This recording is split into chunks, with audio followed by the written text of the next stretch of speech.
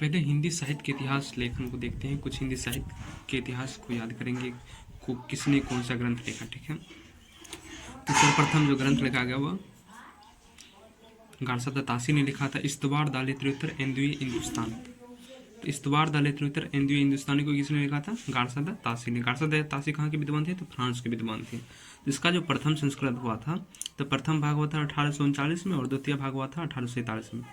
ठीक है, और इसका दूसरा संस्करण जो हुआ था वो 1871 में हुआ था। ठीक है, तो इस्तवार दालित्रोत्तर एंदुए हिंदुस्तानी को जो है हिंदी में रूपांतरित भी तो कोई करेगा। ये फ्रेंच भाषा में लिखा गया था, तो इसका फ्रेंच भाषा में जो लिखा गया था और फ्रेंच का विद्वान था, तो हिंदी में कौन रूपांतरित किया इसका?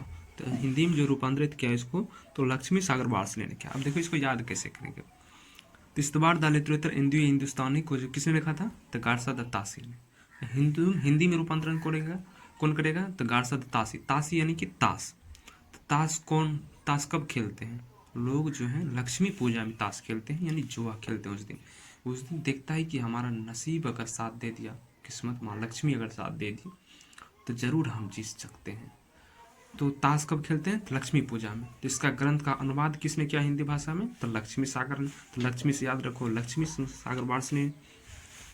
तो इस्तवार दालित्रोत्तर एंदुए हिंदुस्तानी को किसने रूपांतरित किया था? तो लक्ष्मी पूजा में लोग ताशी को पकड़ लो ताश। तो ताश कब खेलते हैं लोग? लक्ष्मी पूजा में। तो यानी कि लक्ष्मी सागर वार्ष्णेय ने किया था। कब किया था? तो 1952 में किया था। कब किया था लक्ष्मी सागर वार्ष्णेय ने इसका हिंदी में रूपांतरण? तो 1952 में किया था। और किस नाम से किया था? तो हिंदवी साहित्य का इतिहास नाम से। तो इस्तवार दालित्रोत्तर एंदुए हिंदुस्तानी को किसने लिखा है? गारसा तासी ने। और इसका अनुवाद किसने किया था? ताशी का ताश कब खेलते हैं? तो लक्ष्मी पूजा। तो लक्ष्मी सागर वार्ष्णेय ने किस नाम से किया था? हिंदवी साहित्य का इतिहास। और कब किया था? तो 1952 ईस्वी में। ठीक है, और एक है जॉर्ज गिडसन वाला। तो ये जो रचना हुआ है कब हुआ है? तो इसका प्रथम संस्करण 1839 और 47 में होता है। ठीक है, अब जॉर्ज गिडसन का देखते हैं। तो the modern vernacular literature of northern Hindustan. The modern vernacular literature of northern Hindustan के रचनाकार कौन है? तो जॉर्ज गिडसन। कौन है? तो गिडसन है। और गारसा तासी जो था वो उर्दू का अध्यापक थे पेरिस में, फ्रांस पेरिस में। और ये गिडसन जो है हिंदी के अध्यापक थे कहाँ पे? तो इंडिया में। तो the modern vernacular literature of northern Hindustan को किसने लिखा? जॉर्ज गिडसन ने। और कब लिखा है? तो गिरियर्सन यानी कि 1888 में। गिरियर्सन से याद रखो गिरना, यानी 1 पर 3 बार 8 गिर गया। तो गिरियर्सन से याद रखो कि गिरना 1 पर जो है 8 गिर गया 3 बार। तो इसकी रचना कब हुई है? 1888 में। तो modern vernacular literature of northern Hindustan की रचना कब हुई है? 1888 ईस्वी में। गिरियर्सन से याद रखो गिरना, यानी कि 1 पर 3 बार 8 गिरा। और कहाँ हुआ था? एस्थेटिक सोसाइटी ऑफ बंगाल की पत्रिका के विशेषांक में हुआ था। ठीक है, और इसका भी तो कोई अनुवाद करेगा हिंदी में। तो इसको जो है किसने अनुवाद किया था? तो इसका जो अनुवाद किया था वो किशोरी लाल गुप्त ने किया था। किसने किया था? किशोरी लाल गुप्त ने। तो किशोरी लाल गुप्त ने इसका अनुवाद हिंदी साहित्य का प्रथम इतिहास के नाम से किया था। हिंदी साहित्य का प्रथम इतिहास। और vernacular literature of northern Hindustan जो है इसको भी जो है प्रथम इतिहास एक तरीका से मान लो तो मेन रूप से इतिहास का जो परंपरा हुआ ठीक ठाक ये हुआ, क्योंकि काल कर्मानुसार इसमें बांटा गया था। वो सब तो सिर्फ शब्दकोश के माध्यम से लिख रहे थे जॉर्ज गिडसन और कौन थे? शिव सिंह सरोज, शिव सिंह सेंगर, सब ये सब शब्द को तो वर्णानुक्रम पद्धति यानी कि सबसे भद्दी पद्धति के अनुसार लिख रहे थे। लेकिन एक सिस्टमेटिक रूप से जो लिखना स्टार्ट किया था तो कौन किया था? तो गिडसन साहब ने। तो कब किया था? तो 1 पर 3 बार 8 गिरना, तो यानी कि 1888 में। तो इसका रूपांतर तो सिस्टमेटिक रूप से किया था। इसका भी अनुवाद भी जो हुआ किशोरीलाल गुप्त ने किया। तो किस नाम से किया? तो हिंदी साहित्य का प्रथम इतिहास से। इतिहास तो वो सब भी था, लेकिन मुख्य रूप से इतिहास नहीं माना जा सकता है। वो सब तो शब्दकोश एक तरीका से माना जा सकता है, लेकिन मुख्य इतिहास जो है वो vernacular literature of northern Hindustan है। तो इसलिए किशोरीलाल गुप्त ने इसका नाम भी रखा, क्या रखा? हिंदी साहित्य का प्रथम इतिहास। क्या? प्रथम इतिहास लिखा। ठीक ना? तो the modern vernacular literature of northern Hindustan के जो रचनाकार कौन है? जॉर्ज गिडसन। कब रचना हुई थी? 1888 ईस्वी में। इसका हिंदी में जो है अनुवाद किसने किया था? तो किशोरी लाल गुप्त ने। किस नाम से? हिंदी साहित्य का प्रथम इतिहास। और गारसा दत्तासी का जो बुक था क्या था? इस्तवार द लिटरेचर हिंदुई हिंदुस्तानी। कब लिखा गया था? 1839 ईस्वी में, द्वितीय भाग 47 में, और दूसरा संस्करण जो हुआ था 1871 में। तो इस्तवार द लिटरेचर हिंदुई हिंदुस्तानी, तासी का जो रूपांतरित किया था, तासी से सीधा समझ लो, क्या समझ लो, लक्ष्मी पूजा, यानी कि लक्ष्मीधर वार्ष्णेय ने, लक्ष्मीधर वार्ष्णेय ने किया था। किस नाम से किया था? तो यहाँ भी हिंदुई दिया है ना, इस्तवार द लिटरेचर हिंदुई हिंदुस्तानी, तो हिंदुई यानी कि हिंदुई, तो हिंदुई साहित्य का इतिहास नाम से। किस में किया था? इस ये जो 72 कवि लिए थे, 72 कवि हिंदी के लिए थे 738 में से, मात्र 72 कवि। तो यही 72 कवि का अलग करके लक्ष्मी सागर जो है एक अपना ग्रंथ बनाया हिंदुई साहित्य के इतिहास नाम से 1952 में। तो हिंदू इस्तवार द लिटरेचर हिंदुई हिंदुस्तानी का रूपांतरण हिंदी में कौन किसने किया? तो लक्ष्मी सागर वार्ष्णेय ने किया था। और किस नाम से किया था? तो हिंदुई साहित्य का इतिहास नाम से। कब किया था? तो 1952 में। और गिडर्सन का है the modern vernacular literature of northern Hindustan, उसको किसने रचना की? तो जॉर्ज गिडर्सन ने। कब किया? तो 1 पर 3 बार 8 गिरना, यानी कि गौ से गिरना, यानी कि 1888 ईस्वी में। उसका रूपांतरण हिंदी में किसने किया? अनुवाद किसने किया? The modern vernacular literature of northern Hindustan को तो किया था किशोरी लाल गुप्त ने। किसने किया था? किशोरी लाल गुप्त ने। किसने? किस नाम से? हिंदी साहित्य का इतिहास नाम से। किस नाम से? हिंदी साहित्य का इतिहास नाम से। कब किया था? तो 1957 में। वो देखो कब किया था। गारसा दत्तासी का जो पुस्तक है इस्तवार द लिटरेचर हिंदुई हिंदुस्तान, उसका अनुवाद कब किया था? लक्ष्मी सागर वार्ष्णेय ने 1952 ईस्वी में। और किशोरी लाल गुप्त ने इसका अनुवाद कब किया? तो 1957 ईस्वी में। ठीक है। और इसमें जो है कुल 952 कवि को लिया गया है और 11 अध्याय बनाए थे, जिसे कि 11 काल भी मान लिया गया। ठीक है। उसके बाद है शिव सिंह सरोज। तो इसकी रचनाकार कौन है? तो शिव सिंह सेंगर। कब किया था? तो 1833। देखो 3 नाम है, शिव सिंह सरोज, 1 2 3, तो 3 नाम है तो 3 लगा दो। तो 1833 ईस्वी में। गारसा दत्तासी पुस्तक कब है? तो 1839 ईस्वी। और शिव सिंह सरोज का, शिव सिंह सेंगर कब है? तो 1833 ईस्वी में। ठीक है। 3 नाम है तो 3 लास्ट में लगा दो, 1800 में 3 लगा दो, यानी 33, 1833। और इसमें कुल कितने कवि थे? तो लगभग 1000 कवि थे, यानी 1003 कवि। ठीक है। और ये भी वर्णानुक्रम पद्धति था, शिव सिंह सरोज। और भाषा काव्य संग्रह की रचनाकार कौन है? तो महेश दत्त शुक्ल। भाषा काव्य संग्रह किसकी रचना है? महेश दत्त शुक्ल की है, जिसमें हिंदी भाषा में प्रथम लिखा गया, हिंदी भाषा में लिखा गया प्रथम हिंदी साहित्य का इतिहास जो कोई है तो वो है भाषा काव्य संग्रह, जो कि महेश दत्त शुक्ल ने लिखा था। शुक्ल से ही याद रखो कि इंपॉर्टेंट हो गया व्यक्ति, इस हिंदी में ही लिखेगा। तो महेश दत्त शुक्ल हिंदी भाषा में लिखा प्रथम हिंदी साहित्य का इतिहास। ठीक है। कब लिखा था? तो 1873 ईस्वी में। तब देखेंगे मिश्र बंधु विनोद, इसकी रचना किसने की है? तो मिश्र बंधु ने। तो मिश्र बंधु विनोद की रचना कौन करेगा? तो मिश्र बंधु, नाम से ही स्पष्ट है। और इनकी प्रकाशन कब हुआ है? तो प्रथम भाग का हुआ है 1913 और चौथा भाग का 1934। अब देखो यहाँ पर जो है कालक्रमानुसार और भी अच्छे तरीका से होगा, चूंकि इनका प्रयास सबसे पहले कर दिया था चूंकि ग्रेजुएशन साहब ने। तो ग्रेजुएशन का जो कब हुआ था? 1888 ईस्वी में, यानी कि 1 पर 3 बार 8 11। तो 1888 में ग्रेजुएशन में तो modern vernacular literature of northern Hindustan में ये प्रयास कर लिया है। अब जो है 1888 में ग्रेजुएशन ने कर दिया, अब 1913 में लिख रहा है तो ये मिश्र बंधु विनोद, तो इसमें तो कालक्रम करेगा ही। तो मिश्र बंधु विनोद जो है मिश्र बंधु ने लिखा है। प्रथम भाग का जो प्रकाशन हुआ था, प्रथम 3 भाग का, प्रथम ने 3 भाग का 1913 में कर दिया था, और चौथा भाग का जो प्रकाशन हुआ वो 34 में हुआ, यानी 20 साल बाद। क्या 20 साल बाद चौथा भाग प्रकाशन हुआ। तो प्रथम 3 भाग का प्रकाशन 13 में कर दिया, और लास्ट का जो चौथा भाग था वो संशोधित कर करके 34 में करवाया। और इनमें जो मिश्र बंधु ने टोटल 5000 कवि को लिया था। तो कितने कवि को लिया था? लगभग 5000 कवि, यानी कि 4600 कवि, 4591 कवि को, तो लगभग 5000 कवि को लिया था। तो मिश्र बंधु में कौन कौन आते हैं? तो गणेश बिहारी, श्याम बिहारी और सुखदेव बिहारी। ठीक है। और इस ग्रंथ को जो है कहा गया 5000 जो कवि लिया, इसमें बारे में शुक्ल जी कहें कि बड़ा भारी कवि वृत्त संग्रह। शुक्ल जी ने क्या कहा है? बड़ा भारी कवि वृत्त संग्रह। ठीक है। और ग्रेजुएशन ने कितने भागों में बांटा था? तो 11 भागों में। कितने?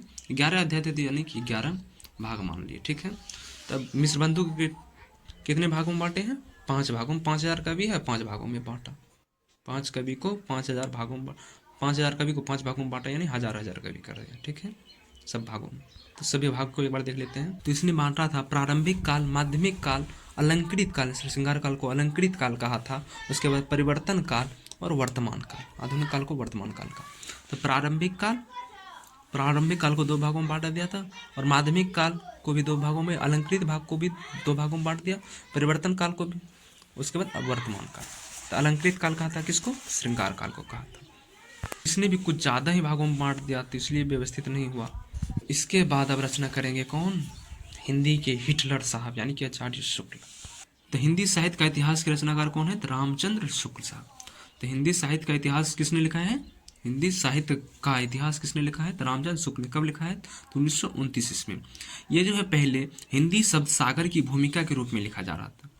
हिंदी शब्द सागर की भूमिका के रूप में लिखा जा रहा था, और जिसका नाम क्या था पहले? तो हिंदी साहित्य का विकास। उस भूमिका को जो नाम रखा गया था तो हिंदी साहित्य का विकास। इसका प्रकाशन भी हुआ इसी नाम से, हिंदी साहित्य का विकास नाम से प्रकाशन हुआ। लेकिन बाद में इसका नाम चेंज करके क्या कर दिया? तो हिंदी साहित्य का इतिहास। तो हिंदी साहित्य का इतिहास किसने लिखा है? रामचंद्र शुक्ल ने। कब लिखा है? तो 1929 ईस्वी में। इसका पहले क्या नाम था? तो हिंदी साहित्य का विकास। और किसकी भूमिका के रूप में लिखा गया था? तो हिंदी शब्द सागर की भूमिका। और हिंदी शब्द सागर कहाँ लिखी जा रही थी? तो काशी नागरिक प्रचारणी सभा में लिखी जा रही थी। और उसी ने बोला कि इसका शुक्ल जी आप जो है हमें भूमिका लिख के दे दीजिए। तो भूमिका लिखने बैठे तो इतना मोटा लिख दिए, उसको अलग से छपवाना पड़ा। तो अलग से छपवाया तो उसका नाम रखा गया, क्या रखा गया? हिंदी साहित्य का विकास। हिंदी साहित्य का विकास। और बाद में उसका नाम चेंज करके हिंदी साहित्य का इतिहास कर दिया। कब लिखा गया था? तो 1929 में। ठीक है। और शुक्ल जी ने इसमें जो है कालक्रमानुसार जो किया विधेयवादी का प्रयोग किया। किसका? विधेयवादी पद्धति का प्रयोग किया था। और विधेयवादी प्रयोग के जनक कौन है? तो इसका विधेयवादी जनक के प्रयोग है बेनतेन। कौन है? बेनतेन। और जो कि हिंदी में सर्वाधिक मान्यता प्राप्त है विधेयवादी पद्धति को, सर्वश्रेष्ठ विधेयवादी पद्धति को माना जाता है। ठीक है, बेनतेन किया है। और 1940 ईस्वी में प्रवधि संशोधित संस्करण हुआ। 1940 में 10 साल बाद इसको फिर संशोधित कर दिया। 40 में इसका संशोधित संस्करण हुआ। और आदिकाल के तृतीय प्रकरण में वीर गाथा काल की विवेचना किया गया। तो आदिकाल को वीर गाथा काल भी इसने कहा है। अब हिंदी साहित्य का आलोचनात्मक इतिहास किसने किया है? तो राम कुमार वर्मा ने। आलोचनात्मक इतिहास किसने लिखा है? तो राम कुमार वर्मा ने। राम कुमार वर्मा जो है वो आदिकाल से लेकर के भक्ति काल तक ही लिख पाए हैं। आदिकाल से, यानी इसका राम कुमार वर्मा किसको कवि माने हैं? तो स्वयंभू को। राम कुमार वर्मा किसको कवि माने? प्रथम कवि तो स्वयंभू को। ये शंभू से ही लिखेंगे ना। तो 7वीं सदी के शंभू कवि हैं। तो 7वीं सदी से लेकर भक्ति काल कब तक है? 1639 ईस्वी तक ही लिख पाए। रीतिकाल नहीं लिख पाए, रीतिकाल भी नहीं लिख पाए, सिर्फ भक्ति काल तक ही लिख के उसके बाद पता नहीं क्या हो गया। तो आदिकाल से भक्ति काल तक ही लिखे। कौन सी रचना है इसकी? हिंदी साहित्य का आलोचनात्मक इतिहास। कौन सी? आलोचनात्मक इतिहास, यानी शुक्ल जी से 10 साल बाद। तो हिंदी साहित्य का आलोचनात्मक इतिहास कब लिखा? तो राम कुमार वर्मा 1938 ईस्वी में। और शुक्ल जी कब लिखे थे? तो 29 में लिखे थे। 1929 में लिखे थे हिंदी साहित्य का इतिहास शुक्ल जी। और 10 साल बाद, यानी कि 9 साल बाद जो है राम कुमार वर्मा ने उसकी आलोचना के रूप में निकाल दिया। उसकी आलोचना तो हजारी प्रसाद द्विवेदी ही किए हैं, कटाक्ष किए हैं राम कुमार वर्मा ने। तो राम कुमार वर्मा आलोचनात्मक इतिहास लिखे हैं 1938 में, यानी 10 साल बाद, 19 शुक्ल जी के बाद। ठीक है। अब हजारी प्रसाद द्विवेदी को देखते हैं। हजारी प्रसाद द्विवेदी की कौन कौन सी रचना है साहित्य में, साहित्य इतिहास में? तो हिंदी साहित्य की भूमिका। देखो हिंदी साहित्य की सबसे पहले क्या करेंगे वो? भूमिका। आदिकाल को सबसे प्रथम आदिकाल नाम किसने दिया था? तो हजारी प्रसाद द्विवेदी ही दिए। तो हिंदी साहित्य की सबसे पहले क्या बनाएंगे? वो भूमिका बनाएंगे। फिर क्या करेंगे? हिंदी की उद्भव और विकास बताएंगे। फिर क्या करेंगे? हिंदी साहित्य का आदिकाल बताएंगे। हिंदी साहित्य का आदिकाल। सबसे पहले हिंदी आने से पहले क्या हुआ? उसकी भूमिका बनी ना। कोई भी भाषा आने से पहले उसकी भूमिका बनती है चारों से, धीरे धीरे तब विकास होता है। तो हिंदी साहित्य की भूमिका, फिर हिंदी साहित्य का उद्भव और विकास, फिर हिंदी साहित्य का आदिकाल। तो आदिकाल को आदिकाल किसने नाम दिया था? हजारी प्रसाद द्विवेदी ने। तो आदिकाल, हिंदी साहित्य का आदिकाल भी कौन लिखेगा? तो हजारी प्रसाद द्विवेदी ही लिखेंगे ना। तो हिंदी साहित्य की भूमिका कब हुआ था? तो 1940 ईस्वी में। हिंदी साहित्य का उद्भव और विकास 52 में। और 53 में आदिकाल, हिंदी साहित्य का आदिकाल हुआ था। ठीक है। और यह है कि हजारी प्रसाद द्विवेदी जी प्रथम साहित्यकार थे जिन्होंने शुक्ल की अनेक धारणाओं को प्रमाण के आधार पर खंडित किया है। कोई भी इतिहासकार में इतनी ताकत नहीं थी कि शुक्ल की बातों को काट सके। यानी शुक्ल जी जो बोल दिए वो ब्रह्म लकीर है, लेकिन हजारी प्रसाद द्विवेदी में वो क्षमता थी कि ये प्रमाण के आधार पर इनकी बातों को कटाक्ष किया है। ठीक है, उसके बाद चलाओ हिंदी साहित्य का वैज्ञानिक इतिहास। तो वैज्ञानिक जैसे आ जाए तो वैज्ञानिक रूप से कौन जुड़ा हुआ है, तो गणपति जी। भगवान गणपति जो है मनुष्य का शरीर है और हाथी का सर है। बिना कोई वैज्ञानिक पद्धति के अनुसार उनका जुड़ ही नहीं सकता है मानव के शरीर में हाथी का सर। क्या उसमें वैज्ञानिक पद्धति लगा ही लगा होगा। तो वैज्ञानिक इतिहास भी कौन लिखेंगे, तो भगवान गणपति चंद्रगुप्त। तो गणपति चंद्रगुप्त, ठीक है। और एक किशोरी लाल गुप्त थे जो कि जॉर्ज गिडर्सन के जो है the modern vernacular literature of northern Hindustan की रचना को अनुवादित किया था हिंदी में, हिंदी साहित्य का प्रथम इतिहास नाम से। ठीक है, और ये गणपति चंद्रगुप्त अलग है। तो गणपति चंद्रगुप्त हिंदी साहित्य का वैज्ञानिक इतिहास किसने लिखा, तो गणपति चंद्रगुप्त। ठीक है, एक और हिंदी साहित्य का इतिहास है जिसका संपादक डॉक्टर नगेंद्र था। कौन था, डॉक्टर नगेंद्र। और इसे 26 विद्वान मिलकर लिखे हैं। किसने, 26 विद्वान मिलकर लिखे हैं। डॉक्टर नगेंद्र क्या थे, संपादक थे। और उसके बाद एक और रचना, अगला रचना है हिंदी साहित्य का संवेदना और विकास। तो देखो जैसे संवेदना आ जाए तो वहाँ पर राम स्वरूप चरित्र वेदी, तो जहाँ पर संवेदना आ जाए वहाँ राम जी को ध्यान करो। तो राम जी कैसे थे, संवेदनशील व्यक्ति, संवेदनशील व्यक्ति थे। वो दूसरों के दुख में दुखी भी होना चाहते थे, दुखी होना भी जानते थे, क्रोध में क्रोध होना भी जानते थे। तो संवेदनाशील व्यक्ति कौन थे, तो भगवान राम थे। तो जहाँ पे संवेदना आ जाए वो राम जी को याद कर लो।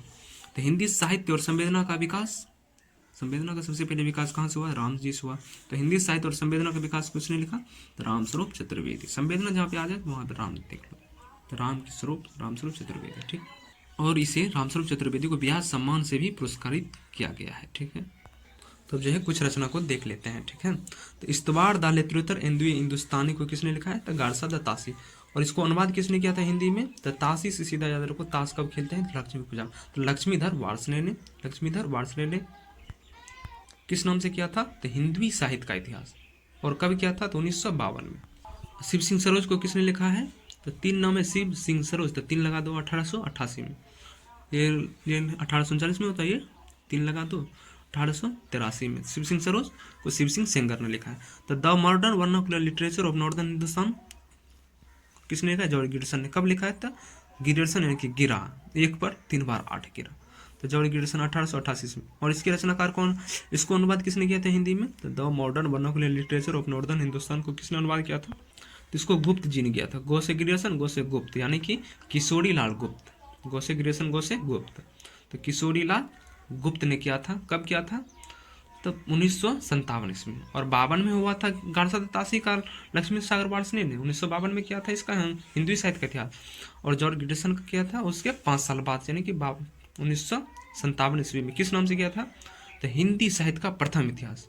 गो से गिडर्सन, गो से गुप्त, यानी कि किशोरी लाल गुप्त जो है northern vernacular literature of northern Hindustan का हिंदी में रूपांतरण किया था हिंदी साहित्य का प्रथम इतिहास नाम से 1957 ईस्वी में।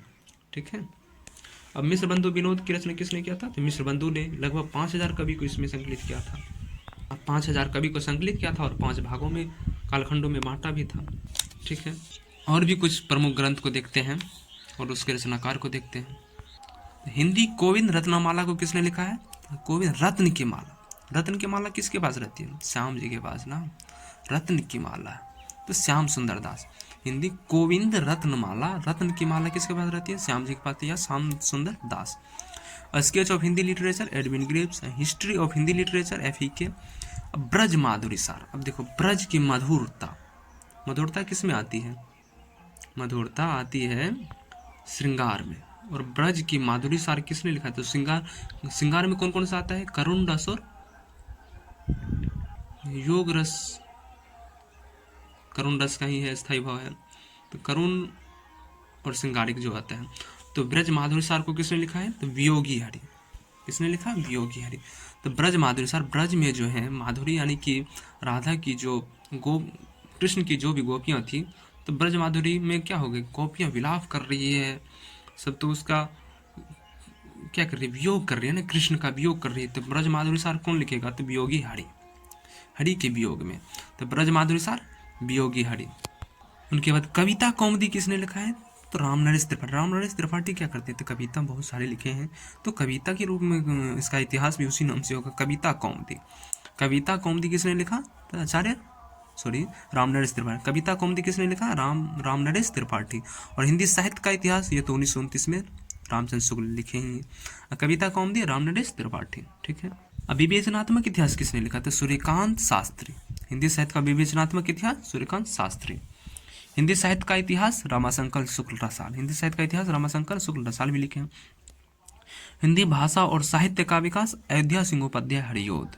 तो उसके बाद है हिंदी भाषा और साहित्य का विकास किसने लिखा है? तो अयोध्या सिंह उपाध्याय ने हरियोध।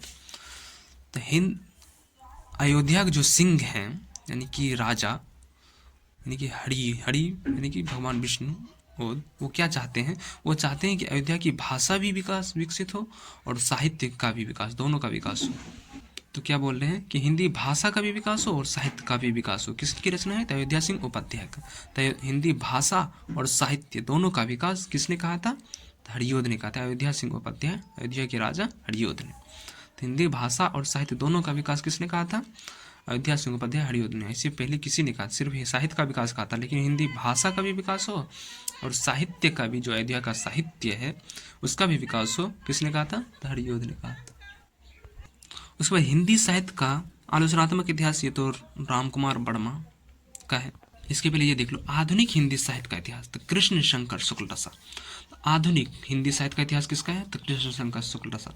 तो आधुनिक हिंदी, देखो आधुनिक भारत में भी जो है आजकल आधुनिक भारत जो है, अभी का भारत, इसमें किसको ज़्यादा मान रहे हैं लोग? किस भगवान को? तो कृष्ण भगवान को ज़्यादा मान रहे हैं। कृष्ण भगवान की ज़्यादा पूजा अर्चना, जितने भी नवयुवक हैं, नवयुवक नवयुवतियाँ हमारे, वो भगवान कृष्ण के रसिक हो चुके हैं, भगवान कृष्ण के प्रेम में सब पड़ चुके हैं।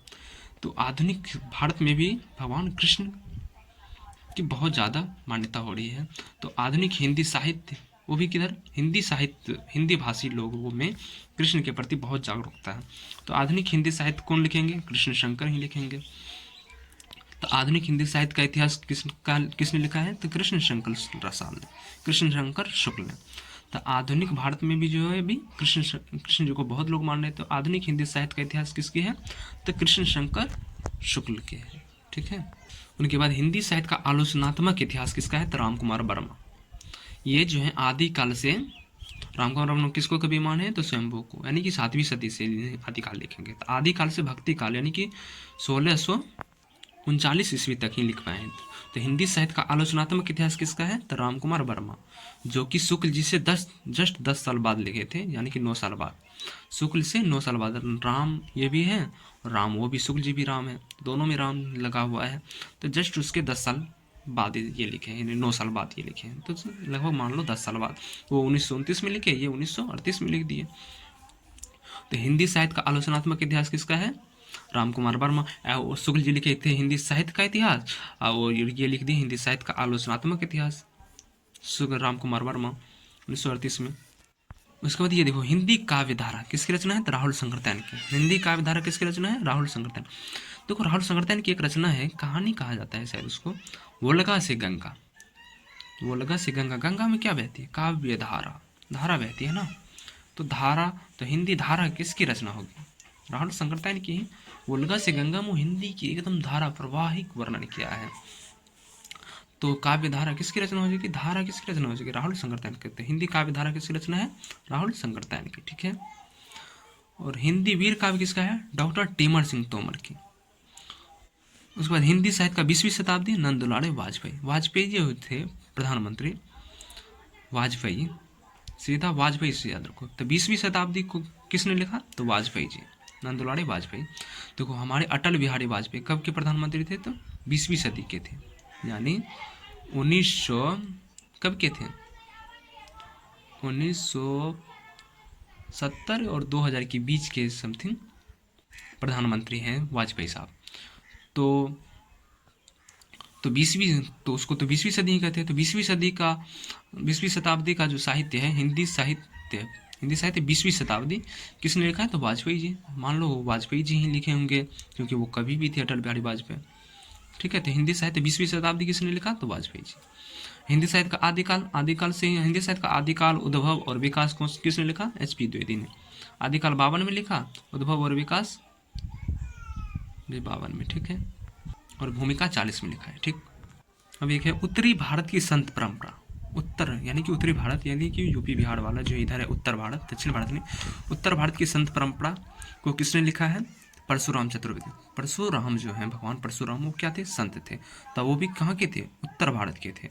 तो उत्तर भारत की संत परंपरा परशुराम चतुर्वेदी, ठीक है। उत्तरी भारत की संत परंपरा को किसने लिखा? तो परशुराम चतुर्वेदी। हिंदी साहित्य का अतीत विश्वनाथ प्रसाद मिश्र। अब हिंदी साहित्य का इतिहास दर्शन, दर्शन जो लिखे हैं कोई वो नलिन बिलोचन शर्मा ही। दर्शन और कोई नहीं लिख सकता था, सबकी बस की बात नहीं है दर्शन।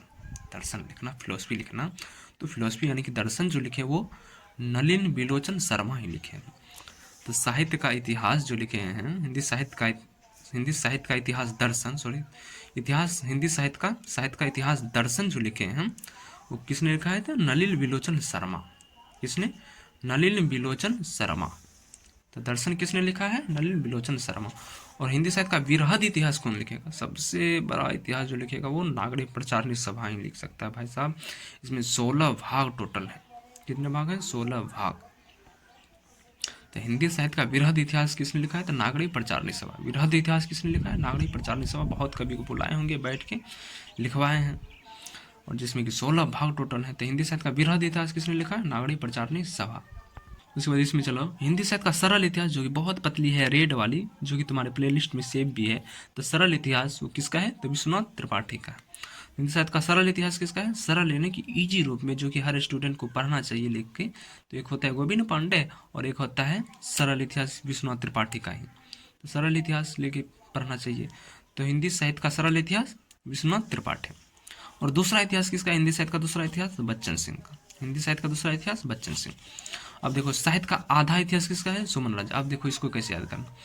तो सुमन राजे जो है आदिकाल को क्या माने हैं? आधार काल। सुमन राजे और मोहन अवस्थी क्या माने हैं आदिकाल को? आधार काल। तो वही आधा, आधार से समझ लो कि आधा। तो आदिकाल को आधार काल माना है सुमन राजे ने। इतिहास को भी आधा इतिहास मानेंगे, तो साहित्य का आधा इतिहास, साहित्य भी आधा, इतिहास भी आधा लिखेंगे। तो साहित्य का आधा इतिहास सुमन राजे ने लिखा है।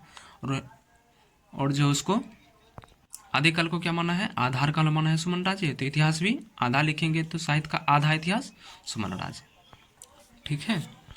अब जो पद्धति देखते हैं कुछ, ये जो है वर्णानुक्रम पद्धति, ये वर्णानुक्रम पद्धति जो है ये सबसे भद्दी पद्धति है इतिहास लेखन में। हाँ, इसका प्रयोग करते हैं शब्दकोश लेखन में। कोई शब्दकोश लिखना है तो इसमें उसमें इसका पद्धति अच्छा होगा। अब अगर पूछ ले गई क्वेश्चन कि वर्णानुक्रम पद्धति का उपयोग किसमें सर्वाधिक अच्छा माना जाता है, तो शब्दकोश लेखन में जो है इसका अच्छा होगा, लेकिन इतिहास लेखन में सबसे भद्दी माना जाता है। कालानुक्रम पद्धति, तो ये जो है कौन कौन माने थे इसको? जॉर्ज गिडर्सन और मिस्र बंधु ने इसका प्रयोग किया था। किसने? जॉर्ज गिडर्सन ने और मिस्र बंधु ने इसका प्रयोग किया था कालानुक्रम पद्धति को, जिसमें क्या होता है कि कवि के जन्म के आधार पर समय बांट दिया जाता है कि किस कवि का कब जन्म हुआ है, ठीक है। उसके बाद वैज्ञानिक पद्धति क्या इतिहास की जरूरत है? इतिहास में वैज्ञानिक पद्धति की क्या जरूरत है? ये तो रिसर्च में उपयुक्त होगा, तो इनको भी इतिहास लेखन परंपरा में अच्छा नहीं माना गया, ठीक है। एक होता है विधेयवादी पद्धति। तो सबसे अच्छा जो होता है वो विधेयवादी पद्धति होता है। टोटल कितने पद्धति हैं? तो 4 पद्धति हैं। कौन कौन से पद्धति हैं? एक हो गया वर्णानुक्रम पद्धति, दूसरा हो गया कालानुक्रम पद्धति, तीसरा हो गया वैज्ञानिक पद्धति, जो कि वैज्ञानिक इतिहास भी लिखा था। किसने लिखा था? तो गणपति चंद्र गुप्त ने। और एक होता है विधेयवादी पद्धति, ये सबसे अच्छा है, ये बहुत अच्छा है। और इसका जो है जनक किसको माना जाता है? तो इसका जनक, विधेयवादी पद्धति का जनक मानता है वेन तेन को। विधेयवादी पद्धति का जनक किसको माना जाता है? तो वेन तेन को, जो कि फ्रांस का विद्वान था। वेन तेन जो विधेयवादी पद्धति का जनक है और ये फ्रांस के विद्वान थे, ठीक है। और शुक्ल जी जो हैं इसी विधेयवादी पद्धति को मान करके अपनी इतिहास की रचना की है। इस पद्धति में जो है, इस पद्धति में, विधेयवादी पद्धति में जब रचना होती है तो ये जो है उस समय के काल, समय और सामाजिक स्थिति, सामाजिक की स्थिति कैसी थी, उस सब का चित्रण करते हुए ये इतिहास ग्रंथ लिखा जाता है। तो इसको सर्वमान्य तौर पर विधेयवादी पद्धति को बहुत अच्छा माना जाता है। और शुक्ल जी भी जो है वो इसी पद्धति को अपनाया है कि उस समय की समाज का चित्रण कैसा था, सामाजिक स्थिति कैसी थी, उस व्यापक में लिखा गया कोई ग्रंथ है कि नहीं। तो विधेयवादी पद्धति सर्वश्रेष्ठ है। ठीक है। तो जॉर्ज गिब्सन ने टोटल कितने भागों में बांटा था? तो 11 भागों में। कैसा कैसा? तो चारण काल, 15वीं सदी जयसी का प्रेम, मुगल दरबार, तुलसीदास रीतिकाल, 18वीं सदी कंपनी का शासन, महारानी विक्टोरिया का हाथमी शासन, ये सब आदि लिखा था। ठीक है। और गिब्सन ने आदिकाल को चारण काल कहा था। ठीक है। मिश्र बंधु का काल विभाजन पांच भागों में बांटा था। 5000 कवि को 1000 भागों में बांट दिया था 5 भाग में। प्रारंभिक काल, माध्यमिक काल, अलंकृत काल, जो कि रीतिकाल को अलंकृत काल कहा था। उसके बाद परिवर्तन काल और वर्तमान काल। परिवर्तन काल कब से कब तक को कहा था? 1890 संवत से 1925 विक्रम संवत तक। ठीक है। और वर्तमान 1926 से अब तक। उसके बाद आचार्य शुक्ल का काल विभाजन देखते हैं। तो शुक्ल जी का काल विभाजन सबसे पहले ये दोहरा पद्धति को अपनाया था। 2 नाम रखा था, एक आदिकाल एक वीर काल, दोनों नाम रखा। तो वीर गाथा काल और आदिकाल को कब से कब तक? 1050 विक्रम संवत से 1375 विक्रम संवत। अब इसको इसी बी में निकालना है। तो विक्रम संवत जो है हमारा 57 साल पहले चल रहा है, तो 57 साल घटा दो। तो 1050 संवत से अगर 57 साल घटाओगे तो हो जाएगा 993 ईस्वी। यानी आदिकाल का जो आरंभ माना है 993 ईस्वी से कितना हो जाएगा? इसमें 57 घटा दो उतना। तो वीर गाथा काल आदिकाल का जो समय संवत माना है 1050 संवत से 1375 संवत तक। और भक्ति काल का, जो कि जिसका भक्ति काल को पूर्व मध्यकाल भी कहा है, तो संवत 1375 से 1700 विक्रम संवत तक। और रीति काल को क्या कहा? उत्तर मध्यकाल, जो कि 1700 संवत से 1900 विक्रम संवत तक। और गद्य काल क्यों कहा था? आधुनिक काल को गद्य काल क्यों कहा था? क्योंकि इसमें जो है गद्य की रचनाएं प्रारंभ हो गए थे बहुत अच्छा से। इस समय उपन्यास, कहानी, ये सब बहुत ज़्यादा मात्रा में लिखी जा रही थी, तो इसलिए इसको गद्य काल कहा। तो इसका देखो इधर से कैसे बांटा हुआ था। तो एक कहा था आदिकाल और उसके बाद मध्यकाल। मध्यकाल को 2 भागों में बांट दिया था, पूर्व मध्यकाल, उत्तर मध्यकाल और आधुनिक काल। तो आदिकाल, मध्यकाल और आधुनिक काल। मध्यकाल को 2 भागों में बांट दिया था, पूर्व मध्यकाल और उत्तर मध्यकाल। तो वीर गाथा काल को आदिकाल और भक्ति काल पूर्व मध्यकाल था, और रीतिकाल उत्तर मध्यकाल, और गद्यकाल आधुनिक काल। तो आधुनिक काल का समय कब था? 1900 संवत से 1984 विक्रम संवत। रीतिकाल का 1700 से 1900 विक्रम संवत। भक्ति काल का 1375 से 1700 विक्रम संवत। और वीर गाथा का 1050 विक्रम संवत से 1375 विक्रम संवत तक। ठीक है। सब कवि का समय जो है लगभग इसी के आसपास है, बस थोड़ा बहुत इधर उधर अंतर है। रामकुमार वर्मा का काल विभाजन एवं नामकरण। शुक्ल जी का अनुकरण केवल वीर गाथा काल को छोड़कर बाकी सभी जगह कहा। समय भी जो है शुक्ल जी के अनुसार लिया, सिर्फ आदिकाल में छोड़ दिया। तो प्रारंभिक काल कहा। प्रारंभिक काल जो है उसमें संधि काल एवं चारण काल कहा था। संधि काल किसको कहा था? रामकुमार वर्मा किसको माने थे? शंभू को। तो शंभू का जो था जन्म 750 विक्रम संवत से 1000 विक्रम संवत को संधि काल कहा, और 1000 संवत से 1375 विक्रम संवत को चारण काल कहा। और भक्ति काल 1375 से 1700 विक्रम संवत तक, जैसे शुक्ल जी का है 1375 से 1700 विक्रम संवत तक। और रीतिकाल 1700 से 1900 विक्रम संवत। आधुनिक काल 1900 से अब तक। ठीक है। उसके बाद आचार्य हजारी प्रसाद द्विवेदी का काल विभाजन देखते हैं। ठीक है। उसके बाद आचार्य हजारी प्रसाद द्विवेदी का, इसने भी 4 भागों में बांटा। देखो शुक्ल जी भी 4 भागों में बांटा, रामकुमार वर्मा ने भी 4 भागों में बांटा, हजारी प्रसाद द्विवेदी ने भी 4 भागों में बांटा, गणपति चंद्र गुप्त ने भी 4 भागों में बांटा। आदिकाल, पूर्व मध्यकाल, उत्तर मध्यकाल और आधुनिक काल। यानी कि शुक्ल का एकदम सेम टू सेम डिट्टो छाप दिया। आदिकाल उसने भी मध्यकाल को 2 भागों में बांटा, पूर्व मध्यकाल, उत्तर मध्यकाल और आधुनिक काल। ठीक। समय थोड़ा ऐसा इधर उधर कर दिया, 1084 होगा शायद, यहाँ पे गलत है। नगेंद्र ने भी 4 भागों में बांटा, बस ये जो है आधुनिक काल को और इधर थोड़ा डीप बांट दिया।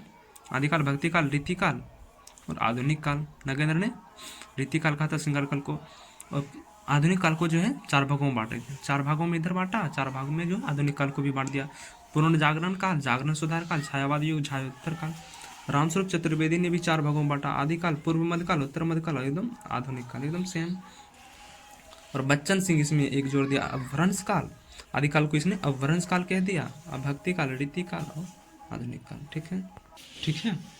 तो आचार्य हजारी प्रसाद द्विवेदी का देख लेते हैं। तो आदिकाल, भक्ति काल, रीति काल और आधुनिक काल। ठीक है।